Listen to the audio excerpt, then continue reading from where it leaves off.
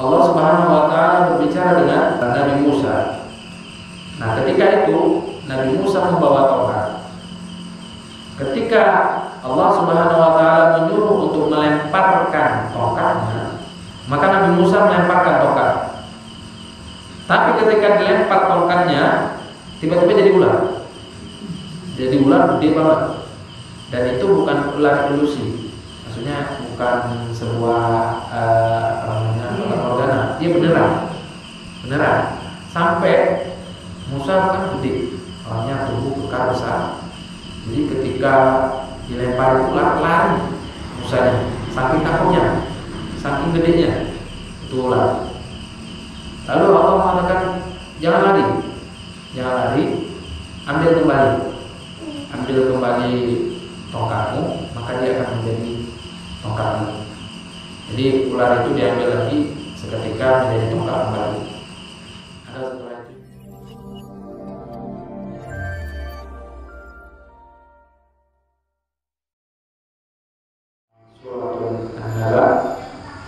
Pada kesempatan kali ini kita akan menjelaskan surat An-Nazi'ah, dan pada pertemuan sebelumnya kita sudah menjelaskan dari ayat pertama sampai ayat ke-14. Maka pada pertemuan kali ini kita akan melanjutkan pembahasan kita dari mulai ayat 15 sampai seterusnya. Masyaallah muslimin sidang jemaah maghrib menjelang isya dirahmati Allah Subhanahu wa taala. Pada pembahasan pertama, yaitu dari surat An-Nazi'ah, itu kita telah menjelaskan tentang bagaimana malaikat-malaikat itu bekerja sesuai dengan apa yang diperintahkan oleh Allah Subhanahu wa taala. Mereka tidak bermaksiat kepada Allah dan mereka taat apa yang diperintahkan oleh Allah Subhanahu wa taala dan tidak melaksanakan selain apa yang diperintahkan oleh Allah Subhanahu wa taala. Dan juga pada pertemuan sebelumnya kita telah menjelaskan bagaimana situasi daripada orang-orang pada hari akhirat, di mana mereka menyesal. Bagi mereka yang beramal saleh, maka ganjaran mereka juga setimpal dengan apa yang mereka lakukan di dunia. Begitu juga dengan mereka yang melakukan amal maksiat dan keburukan, juga mereka akan mendapatkan hal yang setimpal dengan apa yang dilakukan di dunia. Nah, sekarang kita akan masuk pada ayat ke-15. Hal ataka hadithu Musa. Sudahkah sampai kepadamu wahai Muhammad tentang kisah Nabi Musa. Kisah Nabi Musa ini sebenarnya banyak banget ibrah, banyak banget ilmu, dan banyak banget intibar yang bisa kita ambil. Dari mulai pertama Fir'aun menguasai Mesir. Fir'aun ketika itu menguasai Mesir, dan beliau itu sangat-sangat sombong. Awalnya beliau mengatakan bahwa saya tidak melihat bahwa tidak ada Tuhan yang patut disembah selain saya. Itu kata Fir'aun. Akan tetapi semakin hari kesombongannya itu semakin memuncak. Semakin hari kesombongan itu semakin besar, sehingga beliau mengatakan ana rabbukumul a'la. Saya adalah satu-satunya Tuhan yang paling tinggi. Jadi kalau seandainya ada Tuhan kalian, saya yang paling tinggi, kata Fir'aun. Jadi beliau mengikrarkan diri bahwa beliau adalah Tuhan, dan itu adalah kesyirikan. Kita tahu bahwa kesyirikan itu tidak ada ampunan, dan orang yang syirik kepada Allah Subhanahu wa taala akan kekal di dalam neraka. Nauzubillah min dzalik. Namun ketika itu ada seorang paranormal atau dukun. Jadi kita sedikit flashback tentang kisah Nabi Musa, bahwa dukun itu mengatakan kepada Firaun, "Wahai Firaun, saya tahu kamu besar, saya tahu kamu punya kekuasaan, dan saya tahu kamu bisa melakukan apapun. Namun dari pandangan saya, dari kalau dukun itu apa istilahnya, terawang saya istilahnya, atau apa istilahnya itu, dia dukun itu biasanya memprediksi.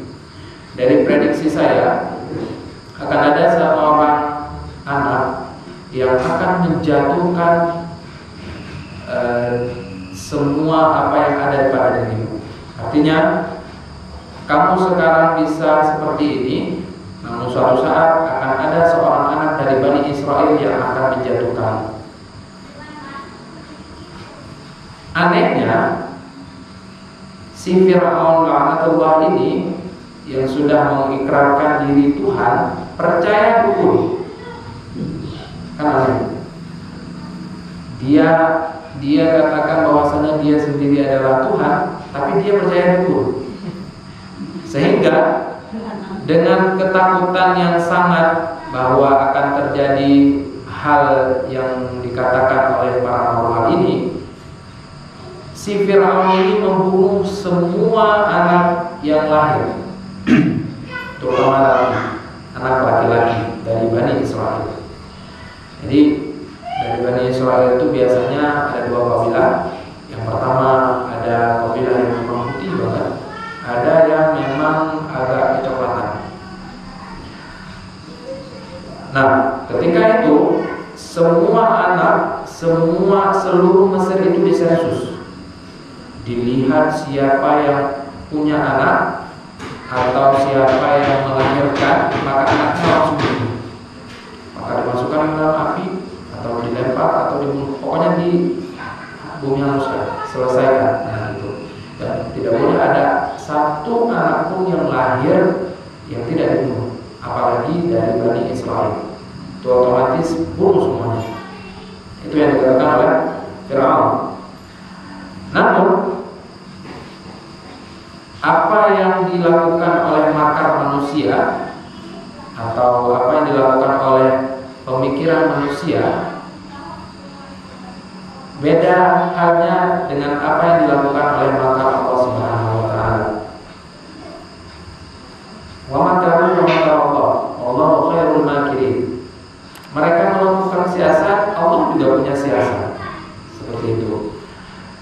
Mereka membunuh semua anak-anak yang lahir, tetapi anehnya ibu daripada Nabi Musa ketika hamil itu tidak kelihatan. Maksudnya kayak orang gak hamil, perutnya itu gak terlalu besar, sehingga ketika lahir Nabi Musa tidak ada orang yang mengetahui. Dan akhirnya itu tidak seperti anak-anak biasanya. Kalau anak-anak biasanya lahir nangis dan lain sebagainya, setelah itu dicari nangis dari siapa itu ibunya. Oh ini anak ibu, iya ini jenis kelaminnya laki-laki. Bawa sini, silakan, langsung diselesaikan. Tapi ketika itu ibu daripada Nabi Musa selamat dari semua penjagaan.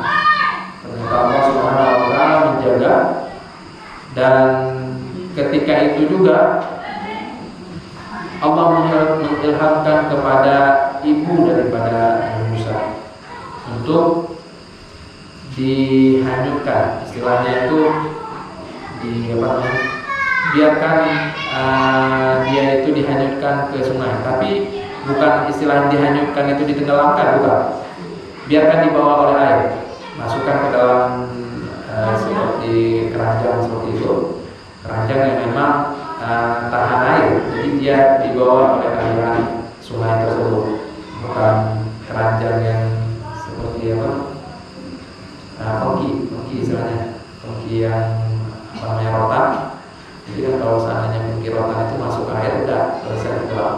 ini enggak, memang bagus terbuat dari kayu sehingga Nabi Musa bisa selamat. Nah, kekuasaan Fir'aun itu juga terdiri dari sungai. Jadi istri Fir'aun atau orang-orang suruhan dari Fir'aun itu biasanya melepas dahaga atau sekedar bermain-main itu di sungai Nil.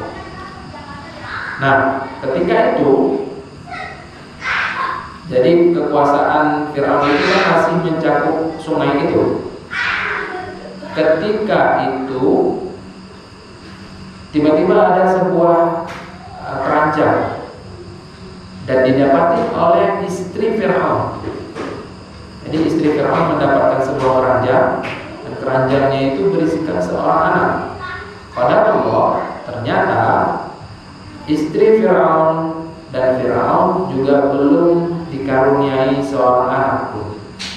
Jadi ketika itu istri Fir'aun senang banget karena istilahnya itu apa yang dia inginkan walaupun tidak bisa lahir dari rahim dia, tapi tiba-tiba apa yang dia inginkan itu tercapai, yaitu adanya Nabi Musa yang dihanyutkan oleh ibunya dan didapatkan oleh istri Fir'aun tersebut. Lantas setelah itu istri Fir'aun mengatakan kepada Fir'aun, "Wahai rajaku, aku mendapatkan anak di sungai Nil." Lalu Fir'aun mengatakan, "Jadi selaminya apa? Laki-laki, udah belum?" Nah inilah apa namanya istilahnya itu kelemahan daripada laki-laki. Walaupun si Fir'aun ini mengatakan bahwasanya dia Tuhan, tapi ketika diminta sama istrinya untuk tidak membunuh anak ini dan juga untuk dipelihara sebagaimana mereka tidak mempunyai anak, sekarang mereka mempunyai anak, maka peliharalah seperti anak mereka sendiri. Sebenarnya seperti itu. Dan dengan berat hati Fir'aun pun mengiyakan. Ya, nurut. Padahal ini seorang yang mengaku Tuhan, tapi kalah argumen dengan istrinya sendiri. Udah dua argumen yang salah ya. Yang pertama percaya pada paranormal, Tuhan percaya kepada dukun. Setelah itu kalah argumen dengan istri sendiri, seperti itu. Nah, aneh. Nah, ketika itu Nabi Musa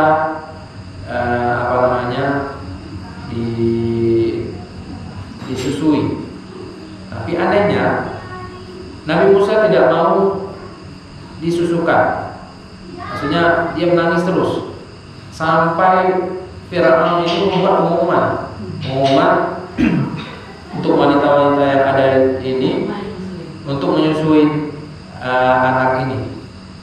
Karena sebelumnya dia membunuh anak-anak, tapi karena istrinya yang minta, akhirnya si Fir'aun ini nurut. Semuanya tidak ada. Nah, paginya itu dihanyutkan ke sungai, sorenya ketemu lagi. Ini pada rumah, sorenya ketemu lagi dengan ibunya sendiri. Nah, ini kan Musa sudah dari berapa jam itu dari pagi dia tidak minum susu atau tidak minum sesuatu. Anak-anak kan kalau sudah tidak minum, apalagi sampai berjam-jam itu kan nangis terus, apalagi mereka sampai merah gitu. Biasanya itu sudah sampai kalau sekarang itu anak-anak seperti itu harus diinfus segera karena mereka kekurangan cairan. Nah, waktu itu Allah tampakkan kekuasaannya bahwa akan hadir yang akan menyusui daripada Nabi Musa. Siapa? Ibunya sendiri. Setelah dicari-cari, akhirnya dapat satu orang yang bisa menyusui anak itu. Siapa? Ibunya Musa sendiri. Akhirnya dipertemukan kembali dengan tanpa disadari oleh ibunya sendiri. Dia dipertemukan kembali dengan Nabi Musa. Masya Allah, sebuah keajaiban. Setelah itu, ini ibu Nabi Musa itu bisa kita katakan bukan orang kaya juga, bukan orang berada. Namun dengan adanya lahirnya Nabi Musa, pertamanya itu dia tidak mempunyai satu pekerjaan, dipanggil sama Fir'aun, suruh susuin, dapat uang, dapat pekerjaan. Jadi dapat istana, dia tinggal di istana. Setelah itu dikasih uang, dikasih upah, dan dikasih semuanya di istana. Padahal sebelumnya dia tidak mempunyai apa-apa. Selainnya itu ya karena memang kekurangan seperti itu. Namun semuanya dikasih oleh Fir'aun setelah beliau menyusui Nabi Musa. Lambat tahun Nabi Musa disusui, terus besar, dari pertama itu jadi anak-anak, terus jadi remaja, terus beranjak dewasa. Beranjak dewasa terjadi sebuah perseteruan antara dua kabilah. Jadi dua kabilah ini berantem sebenarnya. Kabilah dari Fir'aun dan kabilah dari selain Fir'aun. Setelah itu Musa yang melihat itu murka. Jadi dia murka itu karena apa yang dilakukan. Lalu langsung memukul orang itu dengan sekali pukulan. Ternyata yang dipukul adalah kabilah daripada Fir'aun. Jadi ketika dipukul sama Musa itu langsung mati, meninggal di tempat. Tahu seperti itu, ketakutan. Nabi Musa ketakutan. Setelah itu dia lari. Lalu ketika lari itu dia tidak mendapati kecuali hanya ketakutan saja. Takut dia Allah. Pokoknya dia lari terus karena dia telah berbuat salah. Yang pertama dia takut diketahui oleh kaumnya bahwasanya yang membunuh itu adalah Musa sendiri, sedangkan Musa adalah anak dari Fir'aun. Jelas-jelas ini sebuah pelanggaran. Dan ketika Fir'aun tahu, Fir'aun murka, dan akhirnya Fir'aun mencari di mana Musa. Dan pada ketika itu Musa keluar daripada kota, jadi keluar daripada Mesir itu untuk mencari tempat aman. Nah, ketika keluar dari Mesir, ketemu dengan dua orang perempuan yang mana perempuan itu menunggu giliran untuk apa istilahnya itu, memberikan air untuk gembalaannya. Jadi hampir semua nabi-nabi itu mengembala kambing ya. Jadi ternyata ada hikmahnya. Ketika kita mengembala kambing itu kesabaran kita itu memang benar-benar diuji. Kambingnya lagi sana, lagi sini, terus kambing nurun, maunya loncat-loncat gitu. Jadi ketika itu ternyata hikmahnya besar, dan para nabi rata-rata banyak yang menggembala. Jadi kalau seandainya ada dari kita misalkan yang kerjanya menggembala kambing atau sapi, jangan berkecil hati. Nabi-nabi saja menggembala kambing. Masa kita, walaupun kita sudah hidup di era modern, serba canggih dan serba apapun bisa, semua dilakukan oleh sekejap mata, dan semua dilakukan oleh teknik-teknik digital yang sudah merajalela. Tapi kita tidak boleh rendah diri bahwa kita seorang pembalap. Itu pekerjaan yang mulia, dan jangan merendah. Karena apa yang kita lakukan itu bukan sebuah kemaksiatan, kita lakukan itu adalah kalau seandainya kita niatkan untuk ibadah, dia menjadi ibadah dan dia bukan maksiat. Kecuali seandainya kita bergembala, gembala kita itu kita pukul setiap hari. Mana sih? Suruh sana, di situ. Nah, kita pukul. Akhirnya kesabaran kita hilang dan akhirnya gembalaan kita itu luka, cacat dan lain sebagainya. Dan itu yang tidak boleh. Tapi kalau seandainya kita membahas seperti halnya orang yang menggembala, jangan rendah diri, karena itu hal yang mulia. Lanjut setelahnya, ketika mengetahui bahwa ada 2 orang perempuan yang mengantri itu karena memang ada laki-laki yang mengambil hal duluan, mengambil bagian duluan. Jadi mereka mengantri di belakang supaya tidak berdesak-desak dengan laki-laki atau berhubungan dengan laki-laki.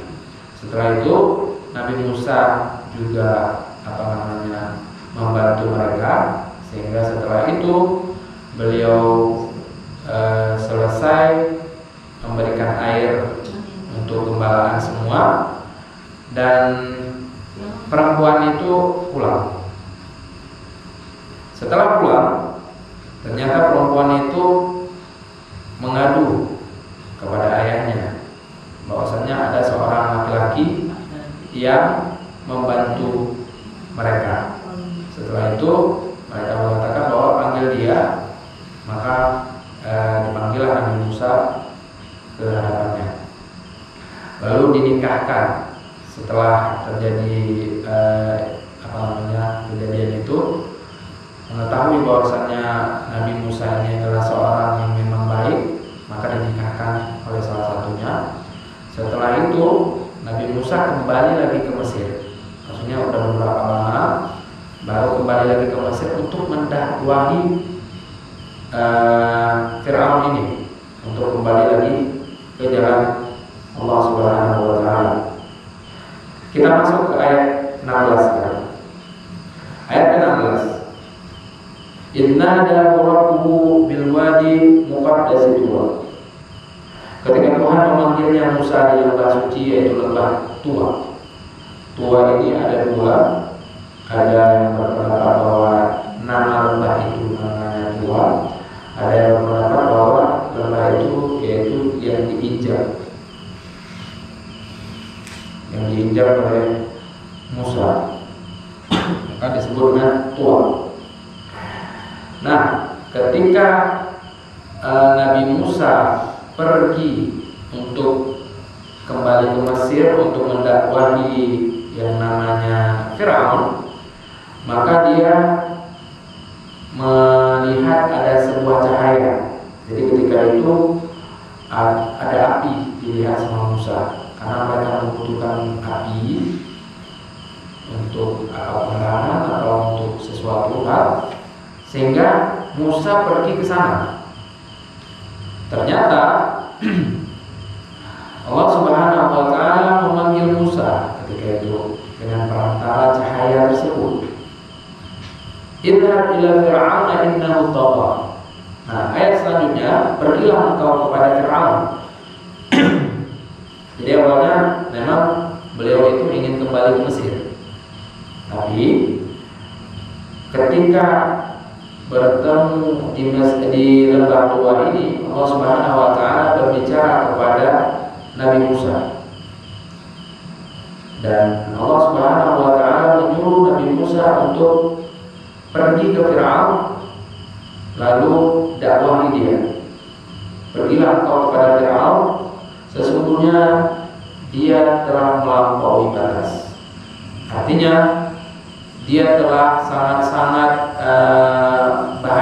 berbahaya bagi kehidupan ini kalau seandainya dia memang terus-terusan seperti itu. Melampaui batas itu ya seperti yang kita katakan bahwasanya Fir'aun mengatakan bahwasanya dia itu adalah Tuhan, dan dia tidak ada Tuhan lain kecuali Fir'aun. Aku bisa menghidupkan dan aku bisa mematikan. Aku suruh bunuh mereka, aku sudah hidupkan sebagainya. Aku Tuhan, kata dia. Dan ketika itu, ketika Allah Subhanahu wa taala berbicara kepada Musa, jadi ada yang mengatakan bahwa apakah Allah Subhanahu wa taala berbicara seperti halnya berbicara kita manusia, bersuara seperti halnya bersuara kita manusia, atau Allah Subhanahu wa taala mendengar, merasakan atau lain sebagainya seperti halnya manusia. Allahu ala kulli syai'in qadir. Allah mampu akan semuanya, tetapi tidak boleh disamakan dengan manusia. Artinya Allah Subhanahu wa taala berbicara kepada Musa, tetapi tidak seperti halnya manusia berbicara. Allah Subhanahu wa taala mendengar apa yang kita katakan, tetapi berbeda halnya pendengaran Allah Subhanahu wa taala dengan apa yang dilakukan oleh manusia. Atau Allah Subhanahu wa taala juga melihat kita dimanapun kita berada, tetapi apa yang Allah lihat itu berbeda dengan penglihatan kita manusia. Kalau kita melihat dengan mata, terus kita bisa lihat ini itu, tapi kita nggak boleh samain dengan manusia. Allah Subhanahu wa taala melihat, tapi melihatnya tidak seperti yang dilihat oleh manusia, seperti itu. Jadi kita tidak boleh membandingkan Allah itu dengan manusia, apakah dari zatnya atau dari sifatnya. Karena Allah Subhanahu wa taala lebih tinggi dan Allah Subhanahu wa taala juga lebih besar, sehingga kita tidak boleh membandingkan dengan apa yang kita rasakan oleh manusia itu. Allah Subhanahu wa taala mengetahui, berarti Allah mengetahui seperti halnya manusia? Tidak. Allah mengetahui tapi berbeda mengetahuinya dengan manusia, seperti itu. Allah berbicara kepada Musa, tapi pembicaraannya itu berbeda dengan apa yang manusia lakukan, seperti itu. Jadi kita tidak boleh membandingkan dengan manusia. Allah Subhanahu wa taala ala kulli syai'in qadir. Wa ahdiyaka ila rabbika faqul hal laka ila an tazakka.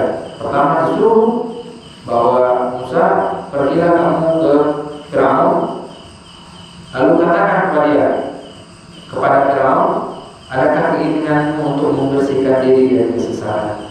Artinya ini adalah sebuah cara. Jadi Musa atau apa yang diperintahkan oleh Allah Subhanahu wa taala tidak serta-merta ijbar. Ijbar itu memaksa. Firaun, kamu kembali lagi ke jalan Tuhan. Tapi dengan cara yang sangat-sangat lembut, dengan cara yang sangat-sangat sopan. Dia mengatakan bahwasanya apakah ada keinginanmu untuk membersihkan diri? Artinya kamu itu adalah pendosa. Kamu itu melakukan sebuah dosa yang memang tidak bisa diampuni kalau seandainya kamu tidak bertobat. Maka apakah tidak ada keinginan untuk membersihkan diri? Itu apa yang dikatakan oleh Nabi Musa kepada Firaun. Nah, kembali lagi ke cerita sebelumnya bahwa Allah Subhanahu wa taala berbicara dengan Nabi Musa. Nah, ketika itu Nabi Musa membawa tongkat. Ketika Allah Subhanahu wa taala menyuruh untuk melemparkan tongkatnya, maka Nabi Musa melemparkan tongkat. Tapi ketika dilempar tongkatnya, tiba-tiba jadi ular. Jadi ular gede banget. Dan itu bukan ular ilusi. Maksudnya bukan sebuah organa. Dia beneran. Sampai Musa kan gede, orangnya tubuh besar besar. Jadi ketika dilempar ular, lari Musanya, saking takutnya, saking gedenya itu ular. Lalu Allah mengatakan, jangan lari, ambil kembali tongkatmu, maka dia akan menjadi tongkatmu. Jadi ular itu diambil lagi seketika menjadi tongkat kembali. Ada setelah itu juga Allah menyuruh untuk memasukkan tangannya ke dalam sakunya, lalu dikeluarkan menjadi putih, dan itu juga mukjizat Nabi Musa. Lalu setelah itu pergilah kamu ke Firaun, lalu katakan kepadanya, apakah tidak ada keinginan untuk membersihkan diri? Wa ahdiyaka ila rabbika fakhsha, dan engkau akan kupimpin ke jalan Tuhanmu agar engkau takut padanya. Artinya beliau itu menawarkan untuk, ayo kita kembali ke jalan Allah. Kalau seandainya kamu nggak tahu caranya, yuk saya bimbing. Seperti itu, dengan cara yang memang sangat-sangat lembut dan dengan tidak ada pemaksaan. Tapi Firaun ini dengan kesombongannya, ya memang karena orang sudah sombong. Jadi kalau udah dibilang seperti itu seakan-akan melawan, seakan-akan menantang gitu. Jadi bukan hanya dikira itu sebuah penawaran, tapi itu adalah tantangan. Oh, kamu nantang saya gitu. Jadi ketika Nabi Musa sampai kepada Firaun, lalu Nabi Musa mengatakan, ayo kita ke jalan yang benar lagi. Lalu kata-kata itu diartikan oleh Firaun adalah tantangan, sehingga ketika itu juga Firaun membawa semua penyihir yang ada di seluruh Mesir adalah penyihir terbaik.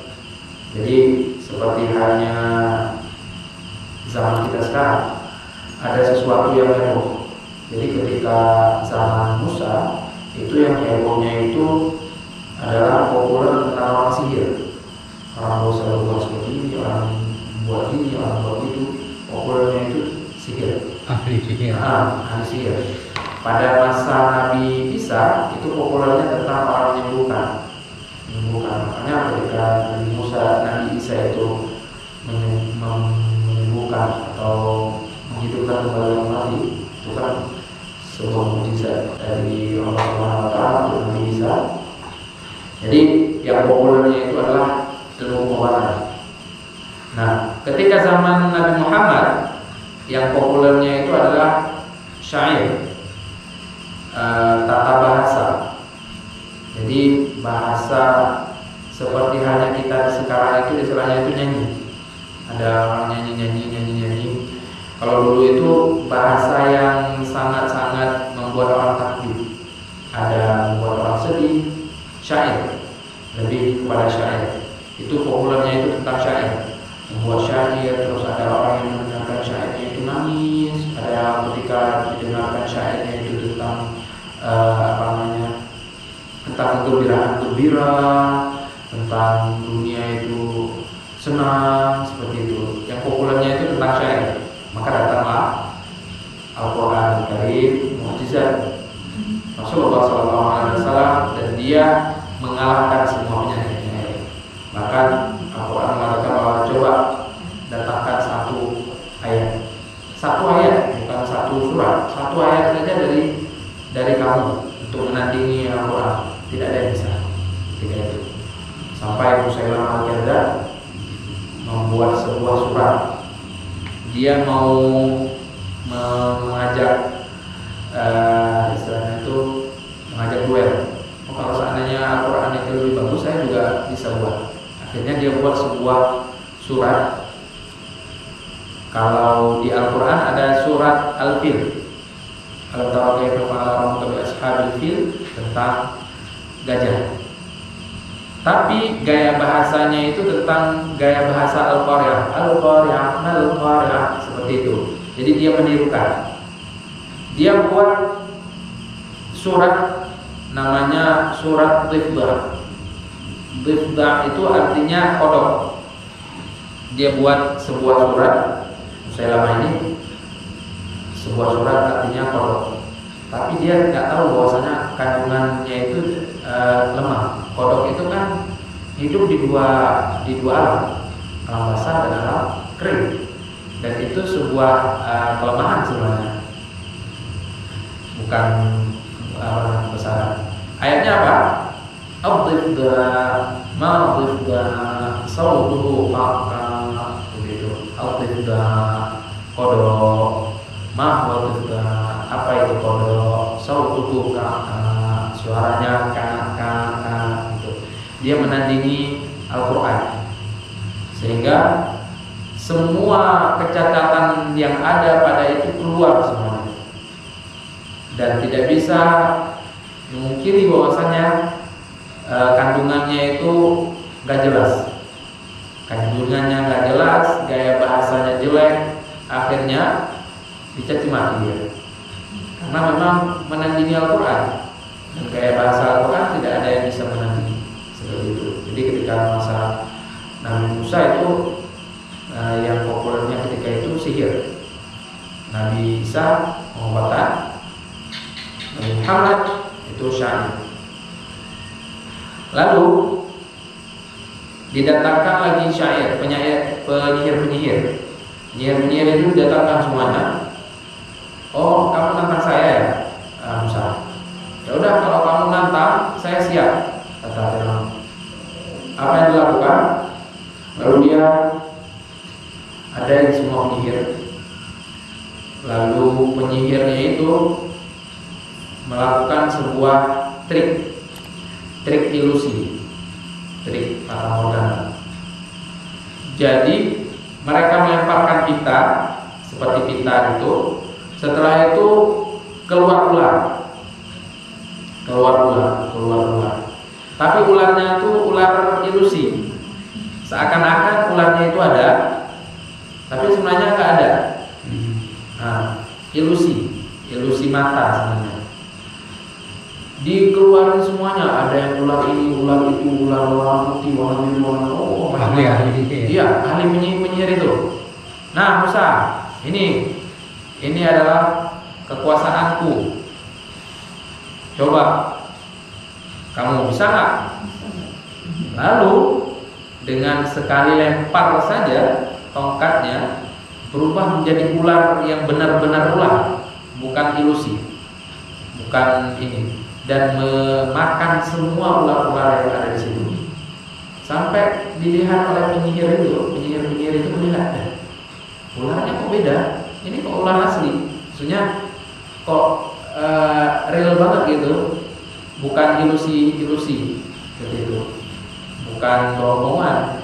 Kalau yang mereka lihat atau mereka ciptakan itu bohongan, istilahnya itu mereka lihat benar, tapi ular itu nggak bisa matok gitu, nggak bisa melakukan apa-apa, dia hanya bisa menakut-nakuti. Nah, yang punya si Musa ini memang ular beneran, ditelan semuanya karena lebih gede atau lebih besar dia punya ular. Jadi ketika Nabi Musa melempar tongkatnya itu, semua ular yang dibuat oleh penyihir tadi ditelan semua. Sisa satu ularnya Nabi Musa. Nah, kalau seandainya Nabi Musa itu tidak dilatih atau tidak dicoba ketika di Bukit Tua tadi atau di Lembah Tua, maka otomatis ketika melempar itu, wah jadi ular, lari juga tuh Musa mungkin, karena ularnya gede. Tapi karena memang sudah tahu dan memang sudah dilatih, Allah Subhanahu wa taala melatih Nabi Musa di Lembah Tua. Ketika itu kan Nabi Musa lari itu. Waktu itu dikatakan yang lari, ambil kembali tongkatnya, ambil kembali ularnya, karena di tongkatnya. Setelah itu lemparkan di depan penyihir, jadi ular, dimakan semua ular. Setelah itu diambil lagi. Wah, ini beneran. Maka penyihir-penyihir yang melihat tadi semuanya ikut Nabi Musa. Artinya mereka tidak mau lagi ikut kepada Firaun, karena memang Firaun itu Tuhan abal-abalan. Maka mereka akan mengikut Musa. Musa siapa? Adalah utusan Allah. Musa tidak mengatakan bahwasanya dia itu adalah Tuhan, tapi dia mengatakan adalah Rasul, utusan Allah. Maka mereka pun mengikuti Musa. Setelah itu, fa'arahul ayatul kubra, yaitu yang tadi tongkat Nabi Musa. Lalu Musa memperlihatkan kepada yang mukjizat yang besar, yaitu tongkat yang menjadi ulang lagi. Fa'arahu al-ayatal kubra fakadzdzaba wa 'asha. Lalu tetapi dia Fir'aun mendustakan dan mendurhakai. Sudah dinampakin, sudah jelas-jelas itu adalah sebuah mukjizat, tapi tetap aja dikatakan, oh enggak, ini pasti sihir. Saya tahu kamu itu adalah penyihir terhebat. Jadi mengingkari akan adanya mukjizat Nabi Musa, dan apa yang dilakukan oleh Musa ketika itu diingkari semuanya. Lantas bagaimana lalu mereka atau Nabi Musa sudah mendakwahi dan sudah mengatakan bahwasannya kamu itu sudah terlalu melampaui batas, maka jalanlah kepada jalan Tuhanmu. Tapi bukannya dia mendengar, tapi malah ngajak lawan dan juga malah mendurhakai apa yang dikatakan oleh Nabi Musa. Dan dia berbalik, kemudian berusaha menantang Musa. Tsumma adbara yas'a. Dia juga berbalik, enggak mau dia.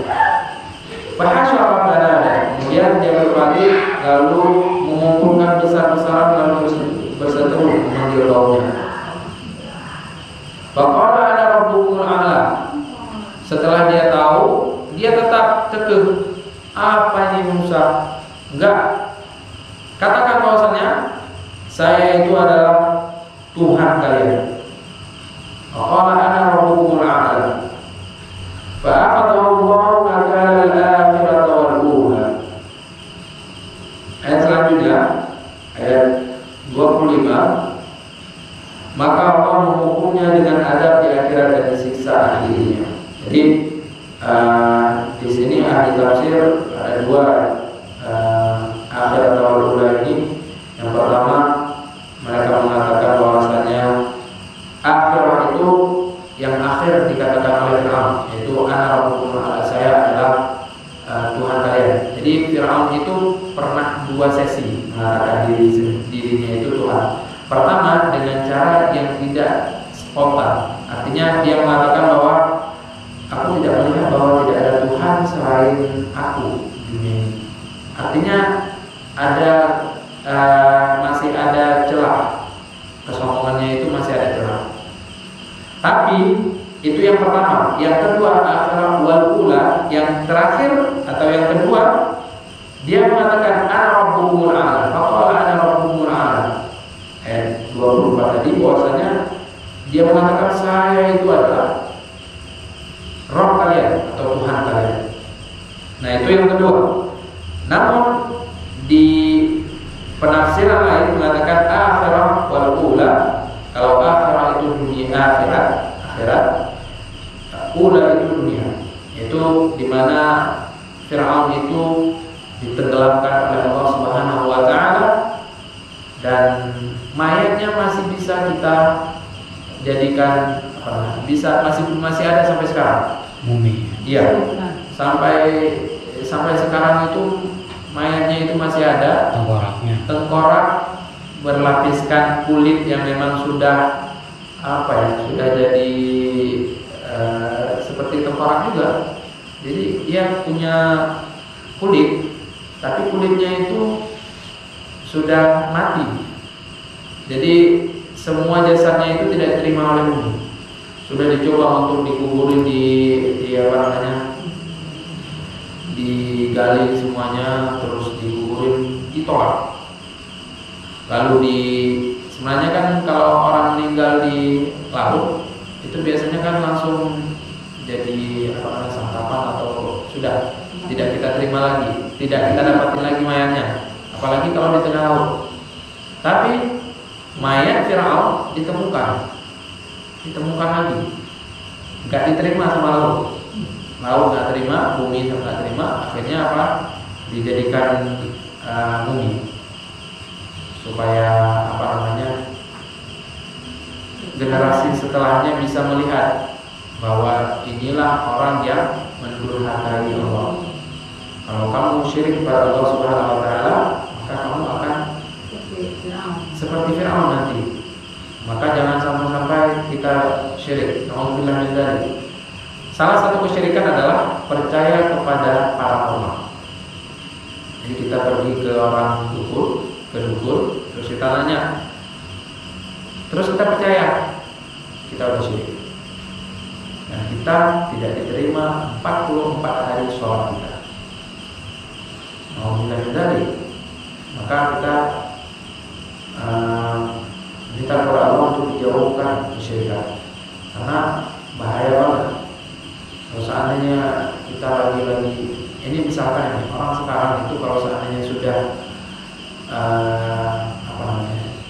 terlalu terdesak, apakah itu dengan ekonomi atau lain sebagainya, sehingga dia menggadaikan semuanya termasuk keimanan dia. Jadi ketika dikatakan yuk kita masuk ke agama ini, ya udah, karena dia butuh, dia tidak peduli dengan keimanannya, udah dia jalankan. Ditambah lagi dengan orang yang pergi ke dukun, dan itu bahaya. Dukun kan dan menajimun, orang yang paling dusta. Walaupun dia itu pernah nggak sengaja benar, dia pasti dusta. Apa yang dikatakan oleh dukun itu pasti dusta. Sekarang ada orang yang istilahnya meramalkan masa depan, nggak ada. Nabi aja ketika ditanyakan kapan kiamat nggak tahu Nabi. Gimana dia tahu masa depan, alasannya 2000 ini, 2017, 2020, 2027, 2024 akan terjadi ini? Nggak bisa. Tidak akan ada orang yang tahu, kecuali hanya dia ngomong doang. Oh, kayaknya ini karena bumi ini terlalu lama, jadi dia pikir, akhirnya dia tetapkan, karena itu nggak boleh, dan itu termasuk kesyirikan. Nah, kita yang mendengar atau kita yang melihat, sekarang kan ada istilah itu di media sosial, di YouTube, mereka itu setelah mengatakan apa yang dikatakan paranormal itu akan terjadi seperti tahun 2024, misalkan kita percaya, kita sudah masuk dalam syirik. Alhamdulillah. Makanya kalau ada yang kayak gitu, apakah itu di televisi, di YouTube, di Instagram atau lain sebagainya, udah hapus saja, blokir aja. Karena memang itu menggadaikan iman kita sendiri. Aku nabi, iya, aku malaikat. Karena dia mendahului takdir Allah. Padahal takdir Allah itu sudah ditetapkan, dan tidak ada yang tahu akan takdir itu. Apakah takdir itu akan terjadi kepada kita atau tidak, kita tidak tahu. Masalah kemarin tentang pesawat yang jatuh, tahun ini akan terjadi sebuah pesawat jatuh, itu mungkin ya ramalan yang bisa kita katakan ya dia mau masalah-masalah tiba-tiba benar. Atau karena gini, jin itu mereka mencuri dengar ke langit. Mereka mencuri dengar ke langit. Mencuri dengar itu artinya kalau seandainya mereka ketahuan disambar sama petir, atau karena banyak penjagaan dari langit, malaikat-malaikat Allah Subhanahu wa taala itu menjaga langit dari semua jin atau dari semua makhluk yang tidak diizinkan Allah Subhanahu wa taala. Tapi mereka mencuri dengar istilahnya itu seperti suara mic ini kan kedengaran kemana-mana. Istilahnya itu mereka mendekati supaya bisa dengar apa kejadian atau qadar Allah yang akan terjadi ke depannya. Setelah dia mencuri dengar, dia akan mengatakan apa yang dia dengar itu ke bawah-bawahnya, ke jin bawahnya. Gini ya, nanti terjadi kayak gini. Jin bawah ini bilang sampai kepada dukun. Tapi setiap apa yang dikatakan oleh jin itu berbeda 100%. Jin pertama mengatakan bahwa ini tahun ini akan jadi ini. Jin kedua bilang tahun ini beda tahun. Jin ketiga beda lagi apa yang dilakukan. Jin keempat, pokoknya semuanya beda. Akhirnya apa yang diterima oleh para ulama itu adalah kebohongan. Makanya tidak boleh sebagai muslim kita tidak boleh percaya akan paranormal atau hukum, apalagi mereka mengatakan bahwa akan terjadi ini dan akan terjadi itu pada masa-masa mendatang. Itu semua adalah kebohongan. Inna fi dzalika la'ibratan liman yakhsha. Sungguh pada yang demikian itu terdapat pelajaran bagi orang yang takut kepada Allah. Kisah Nabi Musa ini adalah pelajaran yang sangat berharga. Kenapa? Ayat ini sebenarnya kan ayat sebelumnya itu bertema tentang kiamat. Kenapa tiba-tiba ada kisah Nabi Musa sih? Kenapa? Karena sebenarnya orang-orang sebelumnya itu mereka mendengar juga akan cerita Nabi Musa. Cerita tentang Nabi Musa dan Fir'aun itu mereka juga tahu, ada orang-orang musyrikin. Akan tetapi mereka mengingkari akan semuanya dan mengingkari akan hari akhir tersebut, sehingga nasib mereka akan menjadi seperti Fir'aun. Maka inilah korelasi antara satu ayat dengan ayat yang lain. Ayat pertama bertema tentang hari akhir, tapi tiba-tiba kenapa ini tentang Nabi Musa? Pelajarannya adalah mereka mengetahui tentang Nabi Musa ini dan mereka mengetahui akan azab hari akhir, namun mereka juga ingkar. Akhirnya mereka menutup-nutupi. Karena apa? Karena mereka nggak paham atau mereka itu mengingkari akan adanya hari akhir, sehingga mereka tidak percaya. Maka pelajaran yang sangat besar bahwasanya kita harus bertauhid. Sebenarnya tauhid itu kepada Allah, tidak kepada yang lain, dan kita harus mengesahkan Allah dengan benar-benar. Satu saja kesalahan kita, yaitu kesalahan fatal kita tentang ketauhidan itu sudah semua iman kita Allah. Maka ini adalah pelajaran yang sangat besar. Begitu juga lembutnya Nabi Musa mendakwahi Fir'aun, walaupun Fir'aun itu sudah melampaui batas, tapi dengan caranya dia tetap memberikan dakwah yang sangat-sangat penting. Mungkin itu saja yang bisa saya sampaikan. Lebih dan kurang saya mohon maaf. Kita sampai ayat 26. Insyaallah kita lanjutkan ayat 27 di pertemuan selanjutnya. Kita akhiri dengan doa subhanallahumma wa bihamdika asyhadu an la ilaha illa anta astaghfiruka wa atubu ilaik. Assalamualaikum warahmatullahi wabarakatuh.